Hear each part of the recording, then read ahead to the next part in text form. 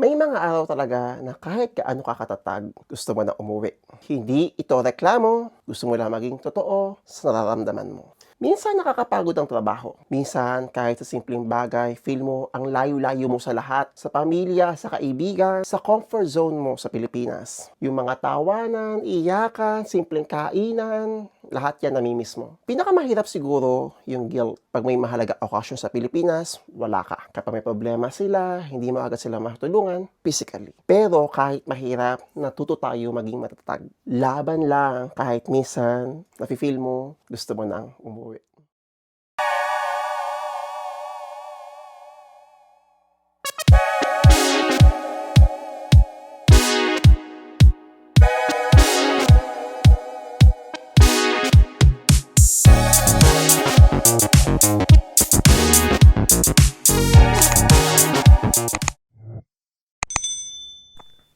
Char! Hello mga kababayan, this is Brian and you are watching again my short vlog.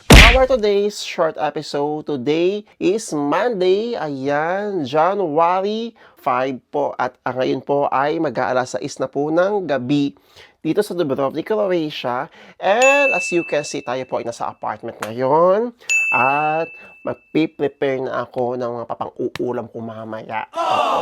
But sa pagluluto natin, di mo tayo total magluluto. Siguro habang nagpe-prepare tayo, mag-usap-usap tayo. Dahil maulan ngayon, oo, nakakasenti. Oo, ang dami mga lumalabas na mga sentimental feelings ngayong tag-ulan. Oo, ganon, char. And natutuwa ako sa mga kabayan nag-share ng kanilang mga insights, mga nararamdaman. And kanina kasi, a while ago, nag-live ako sa TikTok. So, may mga ganung topic tayo na pag-usapan.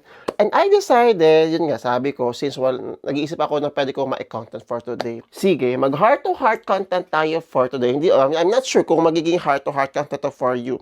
But I will do my best. I will try my best to make it like a bit emotional, char. Mag-enjoy lang tayo for today, guys.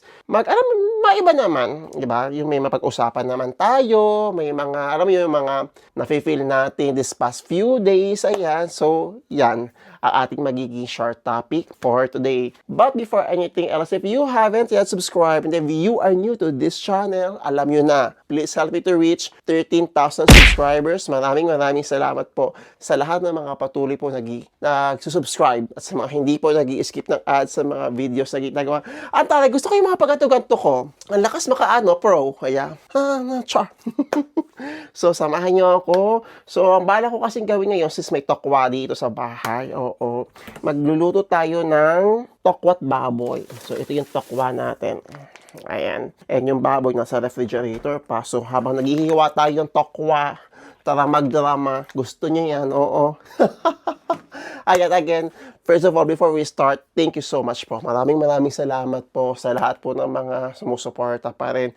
And we are almost 13,000. I hope mapalago natin ang ating channel, di ba?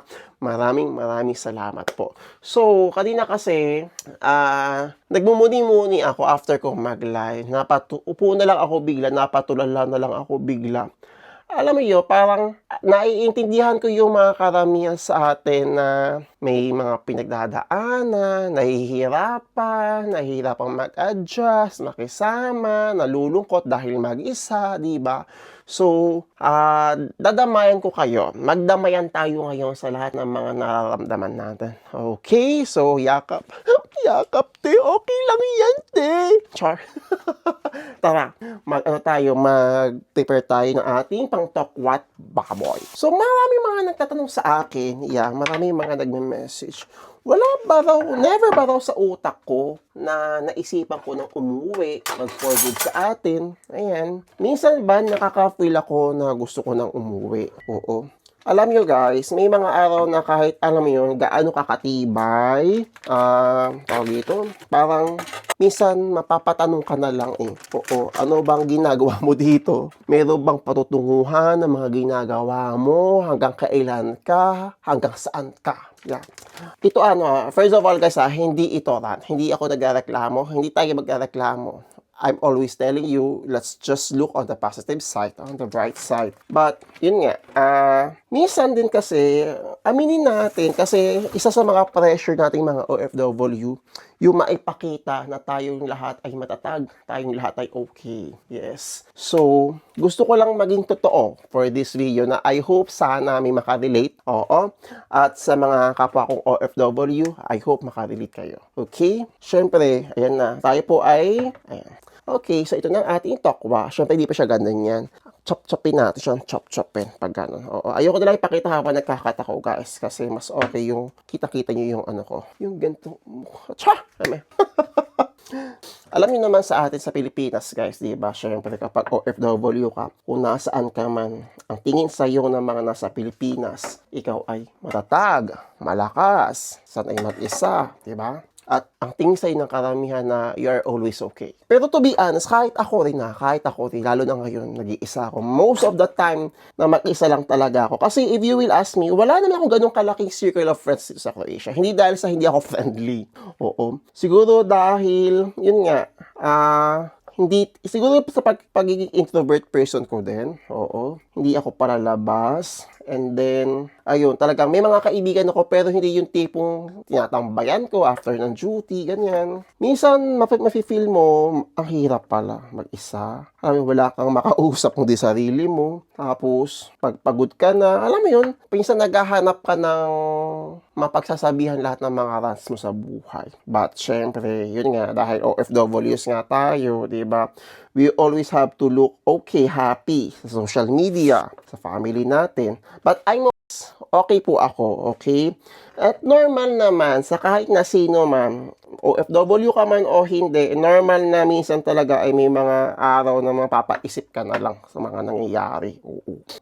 And sa mga first-timers natin dyan, alam ko na you have so many goals sa pamilya ninyo, sa sarili ninyo. Alam ko na ang dami-dami yung gustong gawin. But isa sa mga napatunayan ko, since doon din naman ako nanggaling sa excitement din sa mga goals before ako mag-abroad, ang hirap pala maging OFW. Oo, no? Minsan, ang hirap mag-pretend. Wala kang kausap, wala kang makayakap, wala kang maiyakan. Oo. Hindi akong dadrama, guys, ha?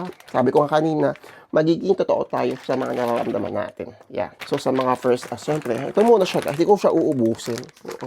Sa mga, alam ko, mga first-timers dyan na etc. I-enjoy nyo lang. Oo, i-enjoy nyo lang. Pero, siyempre, kaakibat ng mga saya na yan, minsan, makakaramdam din kayo ng lungkot. Which is very normal din naman bilang isang OFW. Yeah. Basta, doon nyo marirealize na kapag nag-OFW na kayo, doon nyo mapagtatanto na grabe pala yung role, grabe pala yung sakripisyo ng mga OFW, hindi lang sa trabaho, kundi emotionally. Yeah. Punta tayo sa culture shock at sa pag-iisa. Dito sa Croatia, guys, iba ang kultura. Lagi naman ganun. And iba rin ang ugali ng tao, pero hindi masama, ha? Hindi masama. Oo, iba-iba lang talaga tayo ng ugali. So, tayo mga Pinoy, sanay tayo na maingay, may kwentuhan. Paano ba itong gupit ng tokwa? Gupit? Ito na lang. Nakihan natin ng konti. Ayan. So, dito sa Croatia, o kahit saan naman sa abroad, di ba? Meron pa rin mga Filipino communities dito. Hindi naman mawawala yung mga ganyan. Pero yun nga, syempre, at the end of the day, sa pagkatapos ng araw mo, ikaw na lang ulit, uuwi ka sa apartment mo, sa accommodation mo, di ba? May isip mo, nag-iisa ka na naman. Ayan. So, ito na ang ating tokwa. Ayan na. Tapos, ang minsan, ako din, sa challenge talaga sa akin, yung, ito, mga ganito. Kasi, aminin nyo, hindi, narinig nyo yung luto ng mga nanay ninyo, pamilya ninyo sa Pilipinas. Pero, hindi naman ako totally talaga magaling magluto. Yung mga prito-prito lang talaga.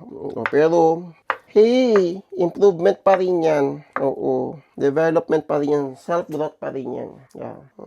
So, dito, if you will ask me about sa culture shock, hindi naman ako totally nagkaroon ng culture shock malala talaga. Kasi open country naman ng Croatia. Oo, hindi naman nalalayo yung kultura na meron sila sa kultura na meron tayo sa Pilipinas.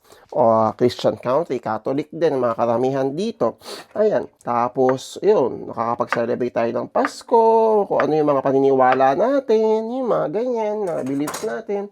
Di sila nagkakalayo. Ilipat ko nga itong toko sa mas malaking plato.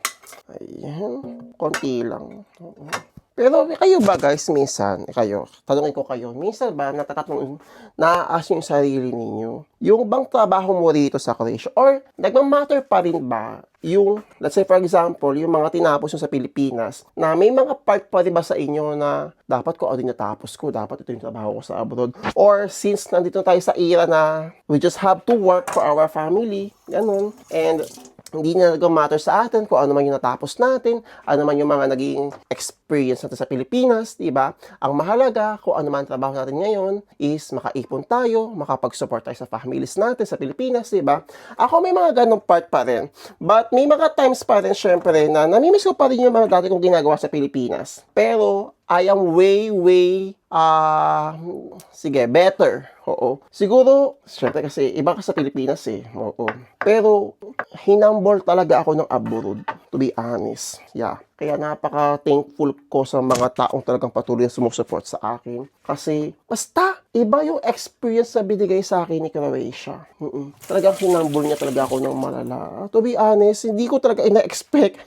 Nakakayanin ko yung mga trabaho dito. Tapos, hindi ko rin in-expect na ganun yung magiging experience ko, ganyan. Basta, ang dami nangyari. Ang dami nangyari. At hindi nakikita yan. Hindi nyo nakikita yan. Siyempre, hindi ko naman i-upload yung mga yan. And, hindi rin nakikita ng pamilya ko. Diba? Pero, I am so thankful and grateful sa experience na binigay sa akin ng Croatia. Yeah. Makaka-encounter kayo dito minsan na yes, totoo yung may mga ganun. May mga tao dito na ayaw sa atin.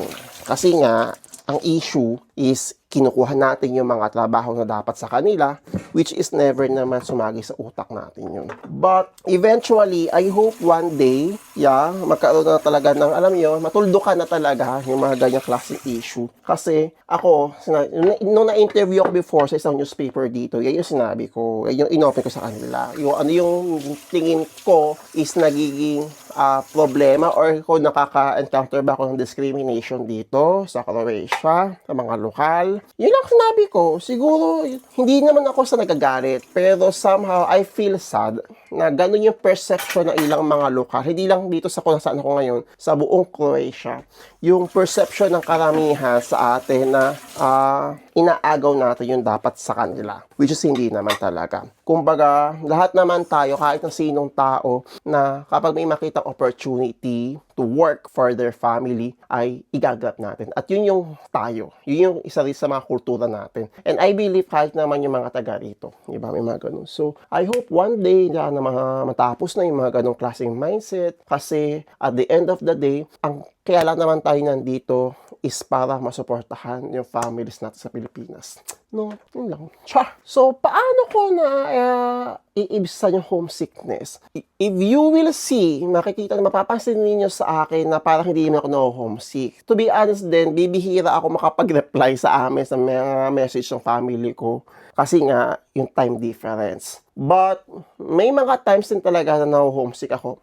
Lalo na nung Pasko, lalo na birthday ng mami at daddy ko, ganyan, piyesta sa amin. So, somehow, may guilt sa part ko na hindi ako nakauwi, hindi ako nakapagpadala. May mga ganyan. But, I hope na, and I know naman na naiintindihan naman ako ng family ko, and normal talaga na makafeel tayo ng homesickness. And eventually, hopefully, dumating yung time na makabakasyon tayo, di man pa tayo makauwi for good, pero makabakasyon tayo sa Pilipinas. Yeah. Char. Pero, bakit hindi pa rin ako umuwi? Bukod sa hindi pa enough for me yung naiipon ko. Sa mga nagtatanong guys, hindi po sobrang laki ng ipon ko. Again, hindi ganun kalaki ang sahod ko dito. Huwag niyong iisipin na porkit nag-vlog ako, ay porkit ang tagal ko na dito, ay malaki ng ipon ko. Pare-parehas tayong gumagapang mula sa laylayan. Yeah. And isa sa mga reason, bakit hindi pa ako umuwi? Kasi may mindset pa rin ako na hindi pa tapos yung journey ko. Diba? May kaya pa akong gawin, may gusto pa akong puntahan, may gusto pa akong gawin. Na iniisip iniisip ko kung bakit ako nagsimula, ano yung goal ko nung pumunta ako dito, for my family, for my own dreams. At alam yun, gusto ko talaga hopefully, hopefully, dumating yung pagkakataon na when I'm ready to go home is settled. Nakasettle na tayo for good. Alam mo yun, okay na, oo. And may mga days, may mga times na alam mo yun, sobrang nahihirapan na ako, napapagod na ako, but dito pa rin ako. Char. Kaya ko yung trabaho, kaya. Pero yun nga, may talagang susubukin talaga tayo ni Lord minsan. And I'm always praying to Lord na malampasan ko, ma-survive ko, kung ano man yung mga ibinibigay niya sa akin. Yeah. At ang dami-dami na nangyari sa akin dito. Ang dami-dami ko ng mga na-experience. Pero yun nga, sabi ko nga, nandito pa rin ako. I'm standing stronger pa rin. And I hope lang din na hindi na patuloy akong i-humble ni Lord. Patuloy akong i-humble ng mga na-experience ko. Kasi yun lang naman talaga. Yung, alam mo yun, makontento ako sa kung anong meron ako. Yun lang, hopefully lang talaga na ma-embrace ko yung ganong klaseng mindset. Kasi sabi ko nga, if you are contented sa kung anong meron ka, hindi mo makikita or ma-appreciate mo lahat yung mga ginagawa mo. Kahit pa nahihirapan ka, kahit pa ang dami mong pinagdadaanan, as long as na you are contented, di ba? Uuwi ka na hindi mabigat yung dinadala mo. Kaya ikaw, ayan, Diyos ko, di ko sure kung anong mga mapupulot yun dito, kung ano lang yung mga sinabi ko, oo, kung OFW ka, at nararamdaman mo, ayan, di ba, hindi ka nag-iisa, normal mapagod, normal umiyak, at normal yung ma-feel mo na minsan gusto mo nang umuwi. Hindi ito binabawasan ng pagiging matatag mo. Hindi yan kabawasan sa pagiging matapang mo. Parang pinapatunayan lang ng experience mo ngayon kung gaano ka ka-strong, gaano katindi yung faith mo kay Lord, at kung gaano ka naniniwala sa sarili mo. Okay? So, I don't know kung ano mga nangyari. Oo. Kung ano yung mga lumabas sa bibig ko, but pakwala yun na diet ko. Oo, kasi naka 20 minutes na kagad ako. Oh, Diyos ko, tokwa pa lang nahahawa ko, nahihiwa ko dito. But, yun nga, baboy naman ang susunod ko. So, ayoko pa habaan yung vlog. Yeah. At least, may nasabi ako na ilabas ko kahit paano yung mga gusto kong sabihin. Diba? Yung mga thoughts, mga naisip ko sa ganitong oras. And I hope na somehow po ay nakarelate din kayo. I hope na, alam yun, na-feel ninyo na hindi kayo nag-iisa. Hindi ako nag-iisa. Pare-parehas tayo naman nararamdaman. At this moment, yes, pinapanood nyo to. And I just want you to be patient, to keep your faith kay Lord, kung ano man yung mga hinihintay ninyo. Kung if you feel hopeless ngayon, if you feel worthless ngayon, hindi. Okay? May proseso. And si Lord yung makakasagot nun. No? So, happy Monday, everyone. And I hope somehow, kahit paano, ay nabawasan yung bigat na nararamdaman ninyo sa vlog na to. No? So, thank you so much, guys, for watching. If you have any more questions or suggestions, i-comment nyo lang. Malay nyo yan ang ating maging next content sa ating vlog. Again, guys, please help me to reach 13,000 subscribers. Maraming salamat po. Good luck sa inyong mga future applications. Good luck kung may mga hinihintay kayo mga documents, working permits and visas. I hope na makita-kita po tayong lahat dito sa Croatia. Good luck. Magluluto pa ako ng tokwat baboy. Yes, and see you soon po dito sa Croatia. Ciao! Anong magagawa? Laging natutulala tuwing lumalapit ka. Ako'y natutuwa kahit busy na. Char! Anong magagawa?